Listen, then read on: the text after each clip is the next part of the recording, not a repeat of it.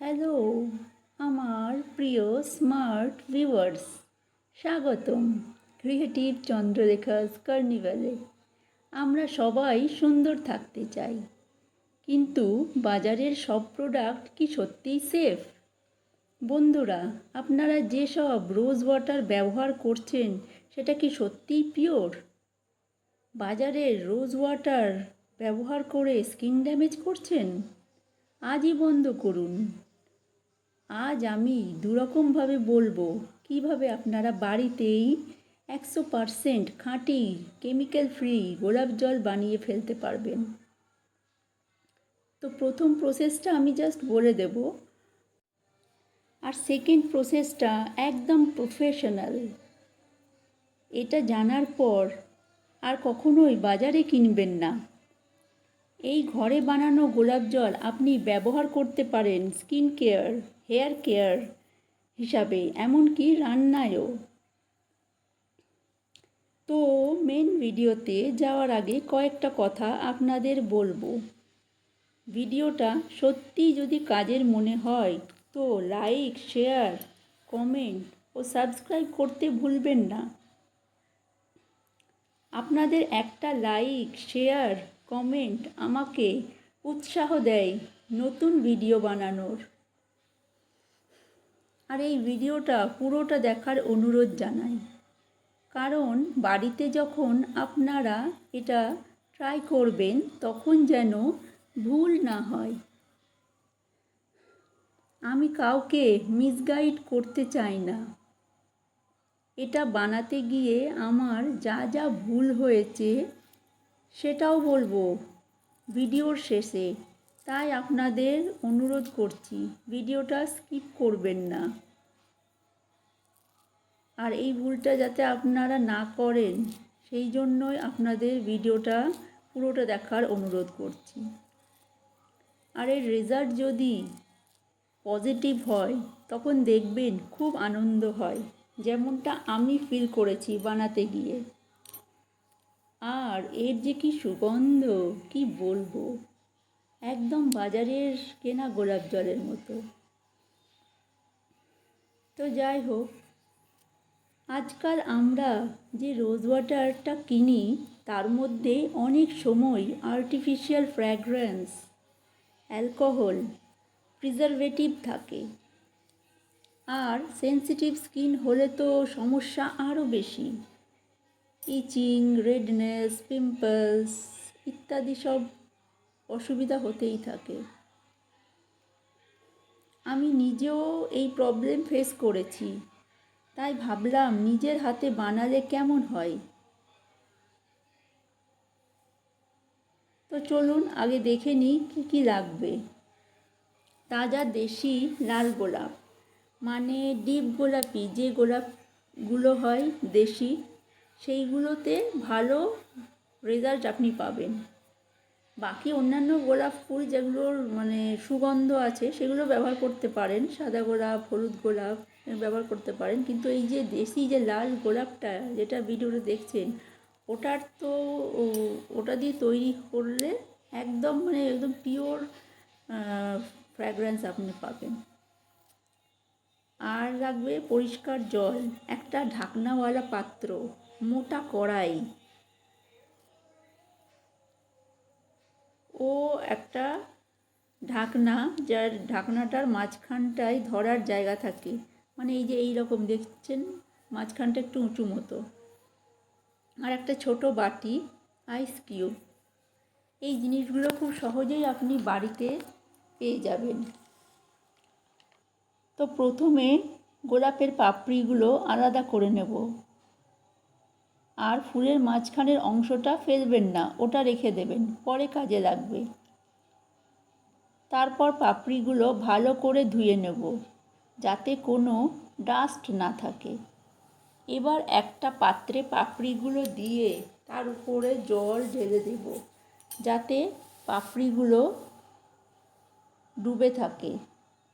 ও হ্যাঁ, পাপড়িগুলো ধোয়ার পরে রোদে যদি শুকিয়ে নেন, তারপরে যদি এই প্রসেসটা করেন তাহলে ওটার রেজাল্ট আপনি একদম 100% পাবেন। তো পাপড়িগুলো আমি এইভাবে দেখুন কেমন করে রাখছি। মাঝখানে বাটিটা বসাবো বলে মাঝখানের অংশটা ফাঁকা রাখতে হচ্ছে, আর সাইডে গোলাপ ফুলের পাপড়িগুলো দিয়ে দিচ্ছি। আর এই মাঝখানে বাটিটা ফাঁকা বাটি একটা বসিয়ে দেবো। আর জলটা দেবেন কেমন, তার পরিমাণটা হচ্ছে, যেমন ধরুন 2 মুঠো পাপড়ি হলে 1 কাপ থেকে একটু কম জল দেবেন।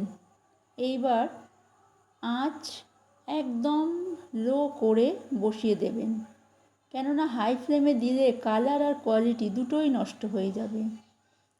আর ধীরে ধীরে দেখবেন গোলাপের পাপড়ির রঙগুলো ফেড হয়ে যাচ্ছে, আর গোলাপের পাপড়িগুলো একদম সাদা হয়ে গেলে বুঝবেন যে আপনার এবার গোলাপ জলটা আর করার দরকার নেই, এটা হয়ে গেছে। আর এটা করতে কিন্তু একটু ভালোই সময় লাগে, 10 মিনিট কি 20 মিনিটও লাগতে পারে। এবার আমি আপনাদের দেখাবো সেই মেথডটা যেটা প্রফেশনাল, আর এর রেজাল্ট আরও পিওর। তো কড়াইয়ের মাঝখানে কড়াই বা পাত্রটির মাঝখানে ছোট বাটি বসবে, আর চারপাশে পাপড়িগুলো দেবো আর জল দিয়ে দেবো। জলের মাপটা আগের মতোই, 2 মুঠো পাপড়ি হলে 1 কাপের থেকে একটু কম জল, 4 মুঠো হলে 2 কাপের থেকে একটু কম জল, এই রকম আর কি। এর আগে আমি যে বলেছিলাম যে ফুলের মাঝখানের অংশটা ফেলবেন না, এবার এখানে ওটা কাজে লাগবে। ফুলের যে মাঝখানের অংশটা আছে সেটা বাটির মধ্যে 2-4টে আপনি রেখে দিতে পারেন। তো বাটির মধ্যে রেখে দিলে জলের যে রঙটা সেটা একটু ঘোলা হবে। এবার ঢাকনাটা উল্টো করে রেখে দেব। যেহেতু ঢাকনার মাঝখানের অংশটা উঁচু মতো, উল্টো করে রাখলে স্টিমটা মাঝখানের অংশে জমা হয়ে বাটিতে পড়বে। সেই জন্যই মাঝখানের উঁচু অংশওয়ালা ঢাকনা নিতে হবে। আর আপনি যদি নর্মাল প্লেন ঢাকনা নেন তাহলে বাষ্পগুলো যে জমবে ওগুলো চারিদিকে ছড়িয়ে পড়বে, আপনি গোলাপ জলটা সংগ্রহ করতেই পারবেন না। এই প্রসেসেই সংগ্রহ করতে হবে। বাটির জলের রঙটা একদম সাদা হয়েছে, আর এই যেটা হলো সেটা পিওর গোলাপ জল, এর গুণাগুণের কোনো হেরফের হয় না। আর এই যে হলুদ গোলাপ যেগুলো সেন্ট হয় একটু গোলাপের, সেগুলো দিয়েও আপনারা বানাতে পারেন, কিন্তু এর মাঝখানের যে গোলাপের অংশটা সেটা আমি বাটির মধ্যে বেশি দিয়ে ফেলেছিলাম বলে একটু ঘোলাটে জল এসছে।